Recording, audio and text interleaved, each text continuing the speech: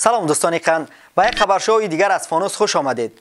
پیش از آن که به سراغ خبرهای برویم که به نظر من گفتنش اینجا مهم است، از شما دعوت میکنم به فانوس ابونه شوید و آن را به دوستان خوبتان توصیه بدید.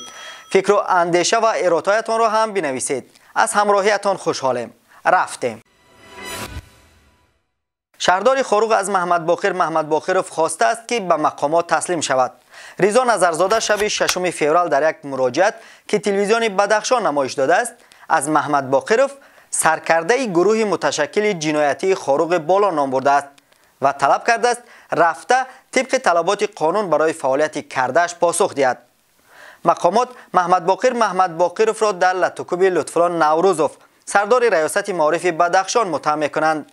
در همین حال طبق برخی خبرها گروه از ساکنان خاروق به خاطر جلوگیری از عملیات احتمالی مقامات انتظامی برای بازداشت محمد باقرov نوبتداری شبانه روزی تأسیس دادند. رضا نظرزاده شهردار خاروق در این مراجعتش از ساکنان خواسته است که از نوبتداری فرزندانشان، سوزانیدن بلانها و ماندن پاستها، اینچنین محکم کردن راهها پیشگیری و خودداری نمایند. از این پیشتر تلویزیون بدخشان خبر داد که برای لطوکوب سردار ریاست معارف نسبت به محمد باقرov با گمان استفاده زور نسبت به نماینده حاکمیت، تحقیر نماینده حاکمیت، ویران کردن دخل ناپذیری مردم، برانگیختن کینه و عداوت محلگرایی پرونده جنایی آغاز گردیده است.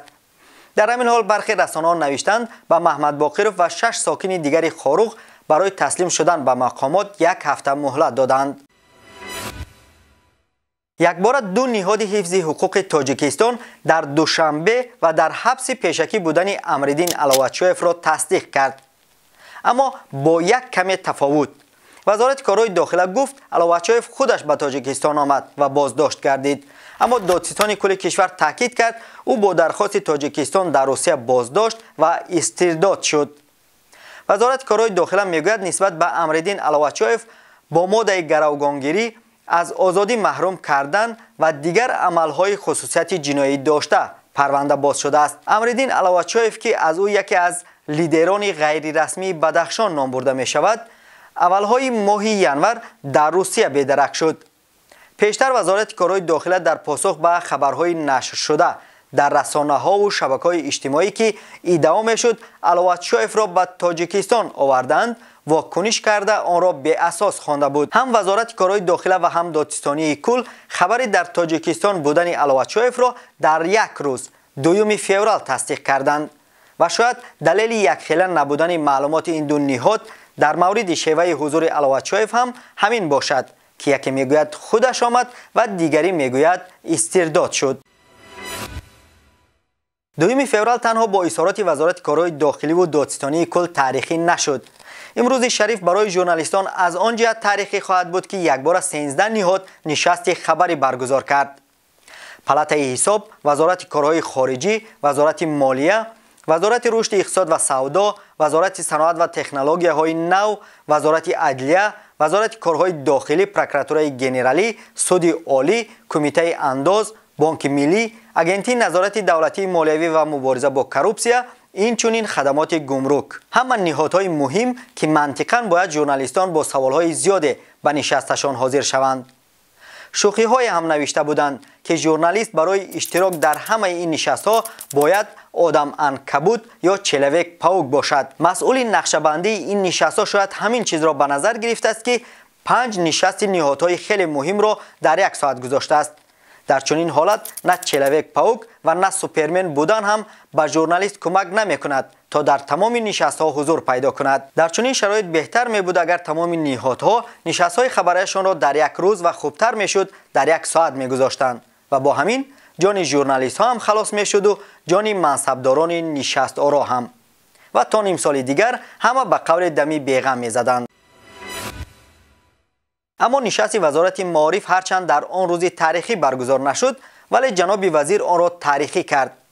وقتی در مورد ترک آموزگاری کردن معلمان صحبت شد، وزیر گفت که از این چیز نباید فاجعه ساخت. این در حالی است که چند روز پیشتر مسئولین بخش معارف ولایت ختلان گفتند سال گذشته از این ولایت 2067 آموزگار به مهاجرت رفتند. اگر تنها از یک منطقه این تعداد آموزگار ترک پیشه کرده باشد، به جای فاجعه چی کلمه باید استفاده شود؟ به هر صورت نظر جناب وزیر در مورد ترک پیشه کردن آموزگاران از روی وزن نسبت به آنچه که در نشست قبلیش مارشیروفکا را یک موضوع خسکی گفت سنگین‌تر بود. انتظار می‌شویم که پس از 6 ماه در نشست آینده باز چی گپی تاریخ زیب میگوید. البته اگر آن زمان نشست وزارت معارف و علم را نیز به قطار 13 نهاد مهم وارد نکنند و شروع آن را همراه با 5 نهاد دیگر در یک ساعت نگذارند. در پس منظر این همه خبر خوشحال کننده این بود که رجبای احمدزاده رئیس ولایت سوخت به رهبران شهر و ناحیه‌ها دستور داد تا در 18 شهر و نواحی این ولایت برای متخصصان جوان ساحه معارف و تندرستی خانه‌های خدمتی بسازند. و در ادامه سیف‌الدین دولتزاده رکتور دانشگاه دولتی باختر هم اعلام کرد برای 200 آموزگارش منزل زیست می‌سازد. اقدام‌های احمدزاده و دولتزاده ستودنی و یک عمل قهرمانی باید دانسته شود.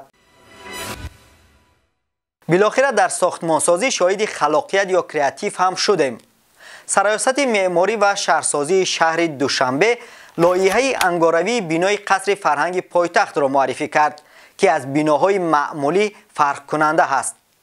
بینایی که در شکل تبلک و دایره و دوتار خواهد بود. البته این هم بحث‌های را در شبکه‌ها در پی داشت که فرهنگ تنها عبارت از رقص و سرود نیست و تبلک در طرح بوده تاجیکی نیست و به ترکی مانند است و مانند این. اما اگر از این همه بگذریم، در پس منظر سرعت بادمانند ساختمانسازی در دوشنبه که بیناهای یک مرام و یک رنگ هستند، طرح پیشنهاد شده واقعا هم جالب می نماید. البته با ذوق و خلاقیت لایحه‌کش بینای مسکونی در محله زرافشان هم نمی شود قائل نشد. طربخانه بورک را نه نمودی ظاهری بینا بلکه نرخ‌های آن پربحث کرد. بعد افتتاح این طربخانه یک نوع اقدام در شبکه‌های اجتماعی نشر کردن نرخنامه پر شد و 10 نفر برای گران بودن به سرزنش بورک و آنهایی که در افتتاح آن سهم گذاشتند شروع کردند. از شکایت‌هایی که در شبکه‌های اجتماعی مثل باران بهاری باریدن گرفت، چنین خلاصه می شود که گروه از شهروندان تاجیکستان انتظار داشتند که بورک آنها را با نرخ پیراشگاه 100 برگ در طربخانه‌اش مهمانداری می‌کند. در دوشنبه جای اشکمچرانی کم نیست و هر کس می‌تواند وابسته به زور و توانش غذا بخورد. اگر با افتتاح طربخانه بورک تمام آشخانه و چایخانه‌ها نرخ طعام خود را برابر بورک می‌کردند، من نیز در قطار دیگران داد و وای و هیاهوی می‌کردم. اما وقتی امکان و انتخابی زیاد است، چرا گوش فلک را کر می‌کنید؟